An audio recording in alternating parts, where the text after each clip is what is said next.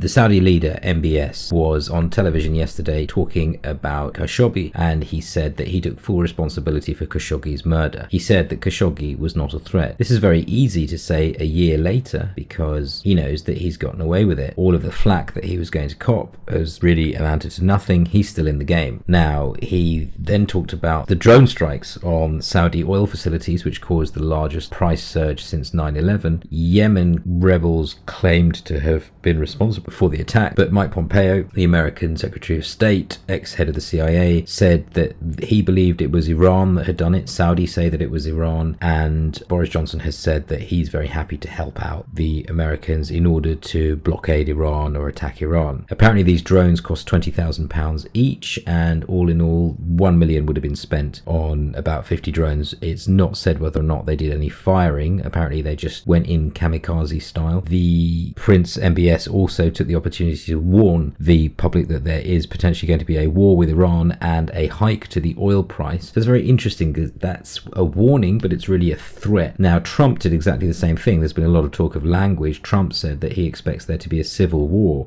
if it turns out that he is to be impeached. And over here in Britain, the language of civil unrest has become quite normal.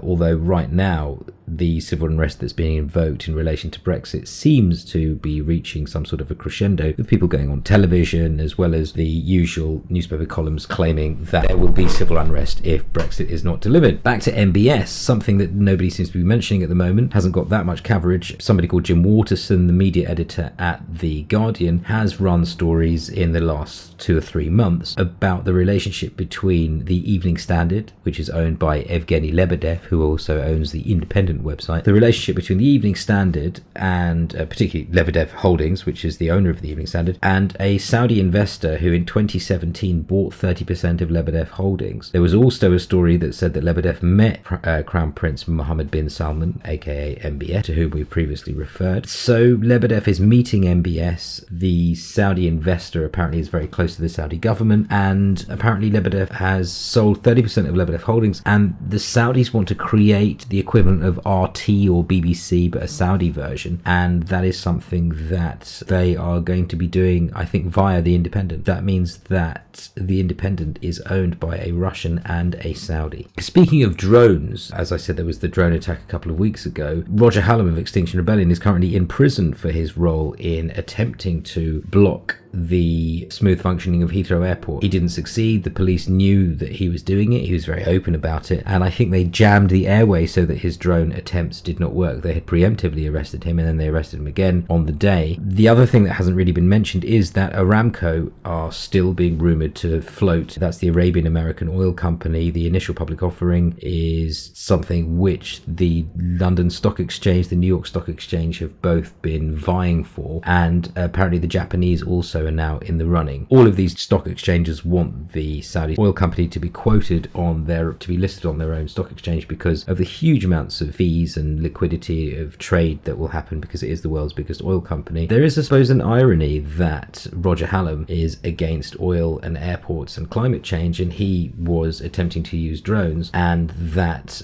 nobody really knows who used the drones to shut down 5% of the Aramco facilities, but that obviously caused a surge in the oil price and has led to people saying that there is possibly going to be a war with Iran. What would Roger Hallam think about a rising oil price? Rising oil price is a sign that it's very, very in demand and there's not enough of it around, but I think everybody knows that there's loads and loads of oil around. You know, some people say it's going to run out, but for now it hasn't. Also, speaking of drones, there's an organization called Project Red Hand. I don't know if they're active anymore, but they have been set up by ex-drone operators from America, many of whom were recruited at gaming conventions and then afterwards were responsible for flying drones throughout Afghanistan and the Middle East, killing people, and that's the reason why they call themselves Project Red Hand, because they feel they've got blood on their hands. Another thing that would possibly be relevant to mention at this stage is that on the subject of Evgeny Lebedev Holdings, that in 2018 March, Boris Johnson was invited to Lebedev's castle